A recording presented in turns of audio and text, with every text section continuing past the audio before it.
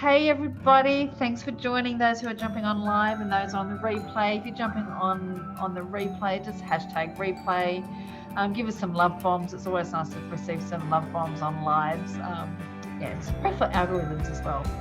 So Isha, thank you so much for joining me today in our chats, the Wisdom Wednesdays. And I don't know a lot about you. We've obviously just been connected through Christy Huggins, who was on Wisdom Wednesdays a few weeks ago, and she connected us together, which is awesome because I love how that happens. I love how people come into your life for, just those connections that and then I get to see you, and I get to see what your offering is to the world, and get to see your love and feel your love, and that's why you're here today as well, to just share your journey and what you have to offer.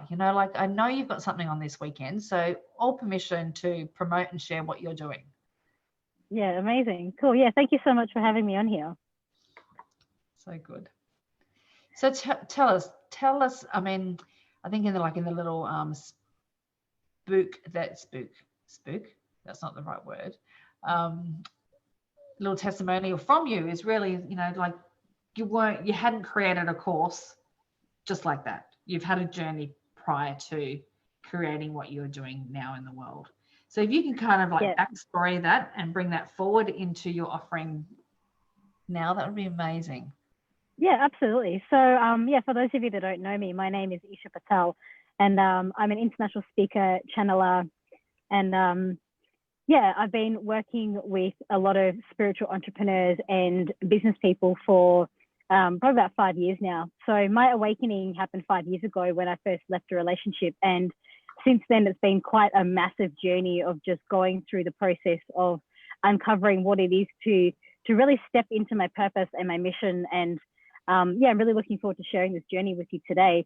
In the last 5 years, I've worked with over 10,000 people, helping them in their journey of awakening. And in the process, I've worked with some incredible mentors, some incredible speakers, built a multi-six-figure business.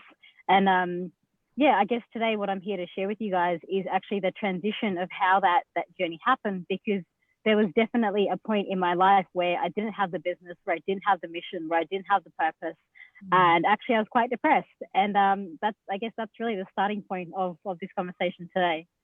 Yeah, and I think it's just really important for people to realize, you've got, you have this desire, this burn inside, and sometimes we don't even know where that burn's going to take us. Like this is this fire ready to ignite, and that's been my journey too. Like there's something inside of me that wants to bring forth into the world, and it doesn't just happen overnight. Something kind of happens to us, I feel, or for us to spark it off, and there's a process of getting there. So share away. Yeah, absolutely. So 5 years ago, I guess the trigger point for me coming out of a relationship, and that relationship, while I thought it was, the absolute perfect thing in my life, it was something that it's what I thought I wanted, and I guess, we were just talking a little bit before we jumped on air about how sometimes we can get so caught up in this idea of what it is that we think we need and what it is that we think we need to do in our life. And it's completely based on what society tells us. So for many, many years of my life, 25 years to be precise, I went down the journey of doing everything that I thought I needed to do. So some of that included being extremely studious in school. I was very, very hardworking, and my parents always said, get a good education and go to university. And I did all the things, and I got my bachelor's of electrical engineering, and then I got my master's in teaching. So I went through the whole academic pathway. I wrote a thesis, I got papers published, I used to do conferences. I was quite in that academic world. And I liked it to some extent, but I also was just doing it because that's what I thought. When you're going through the process of, your studies and you're choosing your career and you're in year 12, that my process was like, this is what I'm good at. I was good at math. I was good at science. I was good at chemistry. And so it just made sense for me to go into engineering. But I don't think at any point, in the 5.5 years that I spent doing that degree, that I actually enjoyed the process of that. So I got about halfway through and I actually wanted to quit. I was like, I'm done. I'm out. This is like not for me. And at that point, I did actually want to be a teacher, and that was something I was a lot more interested in. But yeah, I decided to finish my engineering degree because I just wanted that piece of paper. And then I thought I'll go and do a postgraduate. So then I went and did my master's as a postgraduate degree rather than as a bachelor's. So by the time I finished all of that, we're talking, I think by this point, I'm about 25, 26 years old when I finished all of that. That's a lot of study. You know, you think about those 17 years of schooling that you go through, you get to year 12, and then I just kept going. And as much as it was my choice, it was also an element of not knowing that there was another way, because I didn't realize that you could have a career or that you could live a life where you weren't following some sort of academic background in order to land you in a career. So when I had my spiritual awakening in 2015, everything that I was being guided to do was to steer away from that path. And that was a very challenging thing because, I mean, firstly, I thought that there was only that one way, that I was going to go to uni, get a job, you know, have a partner, have kids, like do the whole process. And when all of that didn't happen, I was like, well, what do I do with my life? And I think what happened for me there was I actually sought out some incredible mentors who were already living the kind of life that I wanted to live. So I invested in myself, and like in the last 5 years, I've invested over $300,000 in my own personal development and training, which goes outside of, you know, everything that I learned on top of all the university degrees and everything, because I needed to know how people were creating a life of their dreams without following the system. So I mean, there you are, you're sitting there, you've done 10 years of university degree and all this other personal development, spiritual development, whatever you want to label that effectively. What's actually what's benefited you in your life today? What has benefited me? I think the biggest number one thing that has benefited me is actually my own personal practice, because I've been meditating since I was 10 years old. And that part of my journey started because I had some really like whacked out crazy experiences as a child. I'm talking like, you know, there were ghosts in my house and like just lots of weird stuff. So because of that, it led me to research at a very young age how to protect my energy field and how to understand how to work those energies. So when I started meditating, I think that really became the game changer to learn how to be more centered in myself. And as much as I didn't know the full impact of what that was going to be later on down the track, what happened for me was that the little practices that were seeded from the age of 10 years old, by the time I had my spiritual awakening at 25, which was a very sudden, overnight, you know, huge sort of thing for me, it was like I'd spent 15 years preparing for that. So the one thing, you know, aside from everything else, has been my daily practice and taking that time to sit with myself and actually reconnect with myself, because that's what allowed me to follow my own wisdom when the moment came to actually leave everything behind. Yeah, it's like you created those massive foundations, you know, like a tree, like you root like that. Those 15 years were the roots for, you know, where you are today, and that's magical. And I think, you know, from my own experience too, we get to know all this stuff, but knowing it's nothing unless you're embodying it. Exactly. You know, and that's what you've done, and that's what you've shown, and that's, you know, that has been your journey. So who's been your biggest teacher outside of yourself? Yeah, I've had a few. So like actual human teachers, because there's the human teachers and then there's the higher dimensional teachers, and they're both equally amazing. Absolutely. My first mentor, she was my dance teacher that I met when I was probably about 19 or 20 years old. And it was just funny, like the synchronistic way that I met her. I had signed up to do some dance classes with her, and then I walked into the room and there was somebody that was wearing this Flower of Life necklace, and I had never seen that symbol before in my life. So I just walked up to him and was like, what is this? And, you know, sparked a conversation. And then a couple of weeks later, I felt like I could really trust this lady. And so I started telling her about this weird stuff that was happening to me. And then she was the one that taught me the light body activation practice, which is now something that I teach as part of my mentoring program. So when she taught me that practice, I actually spent a year in mentorship with her. I did a number of sessions with her, and she showed me, when I say showed me, I mean practically, but also energetically showed me how to hold that vibration in my body. And that was the first time that I realized that you can learn and you can receive information through vibration. And this is where the learning started to go outside of the books and the techniques and the mind into realizing that this lady, this mentor, when she was teaching me this practice, she wasn't just teaching me what to do. She was actually energetically holding a vibration. And by me being in that space, it's like my energy field was able to learn from that. And then suddenly I was able to do what she was able to do. And so that goes beyond anything that you can read in a book or learn in theory. It was actually the presence of sitting in that space with her that allowed my energetic field to really open up and start experiencing new things in my reality. I can so relate to that. Because only this year, I guess I've engaged teachers, mentors myself that hold that frequency, and you feel that it's nothing. It's like the connections that I have with these mentors. There's no speaking.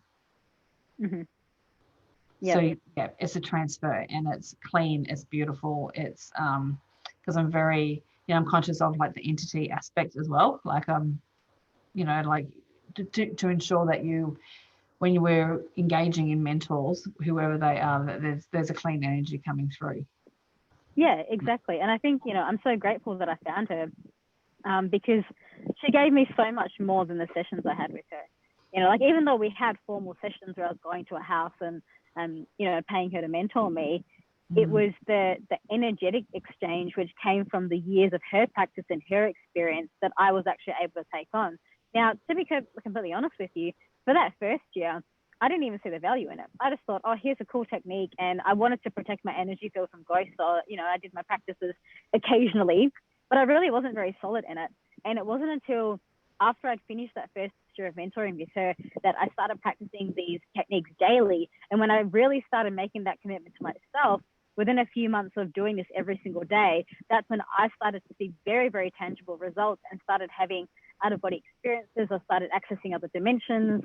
I started receiving information that, when I went to go Google it on the internet, there was just nothing available. So that was the point in my life where I was realizing that what I was experiencing and the spaces that I was now accessing through my spiritual practice were beyond what was generally out there in the field of, what's considered normal. Yeah. Wow. Oh, wow. Thank you. That's incredible. Considering I guess you've had your spiritual awakening like 5 years ago, and the growth and the change that you would have had in that time would have been phenomenal. So I guess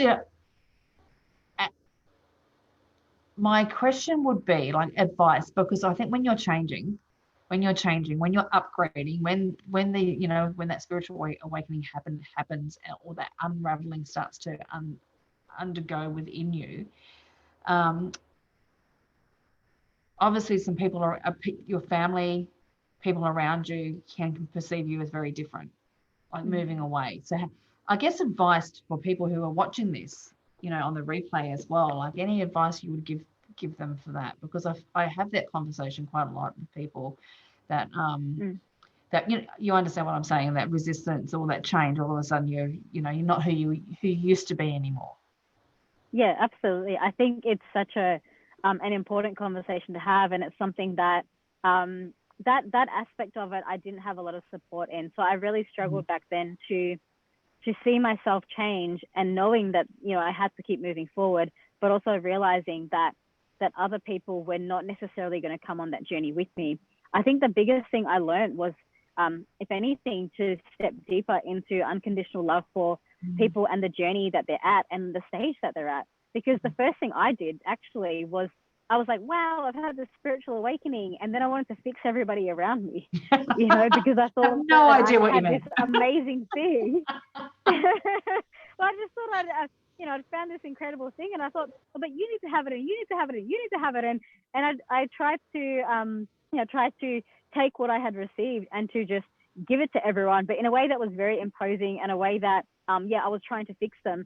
And it took me actually, a few hard lessons before I realized that people are at where they're at, and it's not my job to change or save anyone. Because it's so easy, as you're going through the early stages of awakening, to be in the archetype of the savior, where you have this capacity, you have this newfound knowledge. It's like being a baby in a candy store, for the first time again. And you're suddenly very excited. And like, it comes from a very passionate place with a deep intention of love. Absolutely. But it doesn't serve the person. No. And I think that's where, you have to develop a level of spiritual maturity. And this can only come with time, it can only come with time and practice and depth. And you really have to be kind to yourself as you go through it as well. Because then you realize that, well, I'm here in this level of understanding, this level of knowing.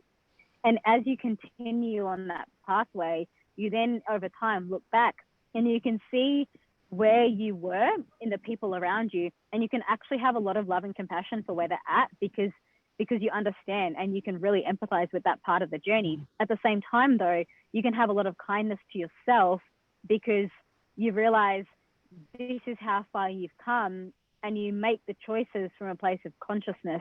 And so the biggest piece in all of this for me has been, I guess, transforming, firstly, this idea that people are more awake than others, which is completely not true. Like everyone's just at where they're at. And I think you really have to get that.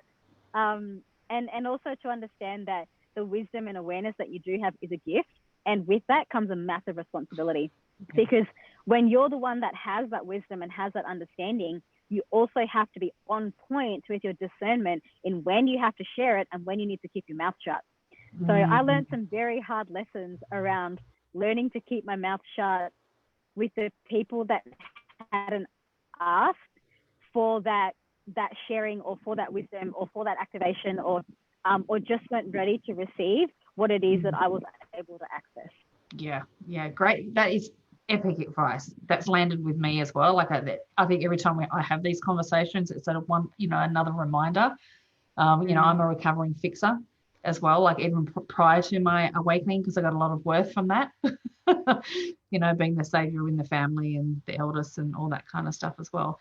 So thank you for sharing that. Tell us about what you're doing now, because I think that's really exciting. And I really, I'm bringing people into this group based on their past, but also, to share their offerings and to, share the love around, because everyone has a different time, different place, and different people come into their lives for, special reasons. Because somebody in this group may be watching you and go, I need to work with you. And I want to be able to share that and connect them, because I think that's the most beautiful thing we can do, is to connect people with the right people.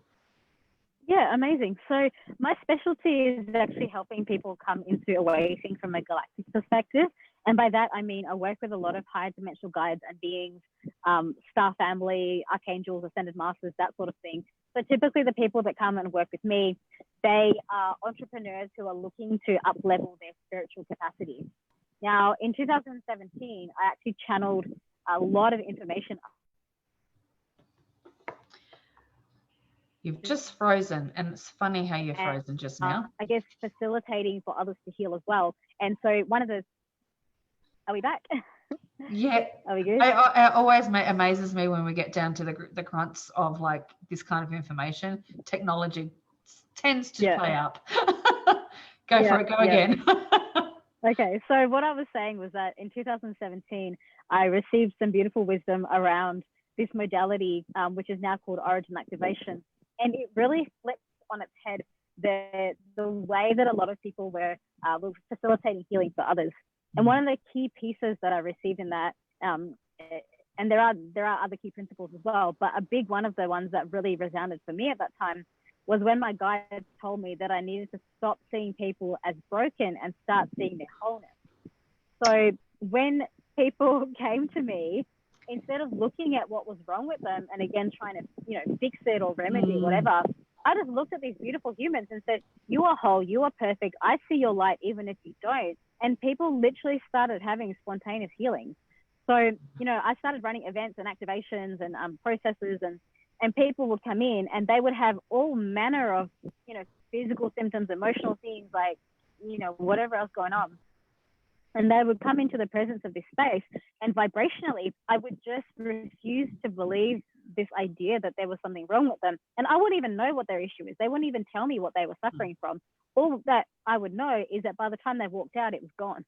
You know, so endometriosis, pneumonia, herniated spine fractures, like all sorts of things. Wow. You know, people are just coming into space, and then suddenly they're able to walk, they're able to do all these incredible things, because when they step into this field that I hold for them, and there's this space that I embody, I just don't see it, and I just don't believe it. And so when I see them in their wholeness, even though they have forgotten to some extent, and they're having the experience of pain, and they're having the experience of dis-ease, or they're having the experience of, you know, being emotionally distraught, or whatever is going on for them, I don't buy into it. And when I don't buy into it, what I'm actually doing is I'm seeing them in the wholeness that they already are. Yeah. So in that moment, that vibrational transfer occurs, and suddenly they become that. So they become whole, they become healed, they become, you know, in their perfection. And when they experience that, suddenly people have these, you know, incredible spontaneous healings, which I've seen many, many times in my rooms now.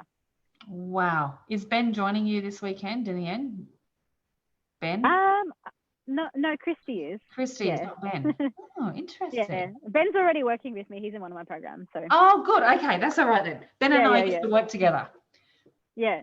So, I actually interviewed Ben on my podcast, and I don't know if you saw it, but in my group I did an interview on him. That's how I met Ben and Christy. I was actually interviewing him about his journey on cancer, and then the interview turned into a spontaneous origin activation demo, and I ended up helping him heal stuff, and the whole thing happened live on camera, like completely unplanned. It was super epic episode. You have to check it out in my group.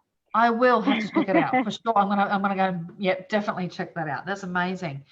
So tell us about this weekend. So this is it. Can people still join online? Or yeah, absolutely. Yeah. So I've got a 2-day event called The Awakening coming up this weekend. It is for entrepreneurs, healers, coaches, people who really want to go next level in their spiritual practice, and for people who understand that the spiritual practice is the most important part of growth in business. You know, there's a reason why people like Tony Robbins and Mark Zuckerberg and even Elon Musk all have spiritual mentors. And it's because the spiritual part of this and the connected part of this allows you as an entrepreneur to actually make more efficient and effective decisions. So the entire awakening experience is designed for entrepreneurs to find that connection, to apply it to their business, to clear their money blocks, and really live the life in what it is that they're meant to do. So for anyone who's feeling, you know, blocked in their purpose, or they know that they're meant to be a healer and they haven't really stepped into that, those people need to come to the awakening. It's going to completely transform their life. And really excited to be sharing that over 2 days, this Saturday and Sunday. Oh, that's amazing. Is there anything else? Where are we? Yet perfect. Is there anything else you'd like to add to this no, I think it's I hope that, you know, your viewers have really received a few drops of wisdom in that, and I really hope that, you know, some of the people watching this do connect with me and do reach out and join this event, because I mean, we've had some incredible, you know, stories from people that have attended last time. Like, for example, one lady, she'd been stagnant in her business for like 6 years, 6 months, and then she came to my event in February. And I did a demo with her on stage, and in 15 minutes, we cleared so many of her energetic blocks just by doing a mini demo, that she went on to make $7,500 of new clients and sales in the next 7 days after walking out of that event. So it's pretty incredible stuff, you know. Incredible. That's amazing. Absolutely amazing. Thank you so much for joining. If you can flick me all your links to your to the event this weekend, your group, your podcast, all that kind of stuff, and I will put that in the group as well, so people can have access to you and find you. And if they want to work with you, I'd love that. Yeah, too. Yeah, absolutely. Yeah. I'll send you the link so you can type it. But for anyone who's watching this, if you just type in Isha Patel, ESHAPATEL, you will find me on Facebook, Instagram, and if you go to Facebook groups, it's just facebook.com/group/Isha Patel, and that's where all the action happens. And I will pop those links in, so you can put it in the comments below as well. Wonderful. Thank you so much, darling. I wish you all the best for this weekend. And the ripple effect that you're creating is absolutely epic. So thank you so much. And I can't wait to get to know you more. Like I'm hooked. Yeah, amazing. Yeah. Beautiful. Thank you so much. Thank you. Bye. Bye.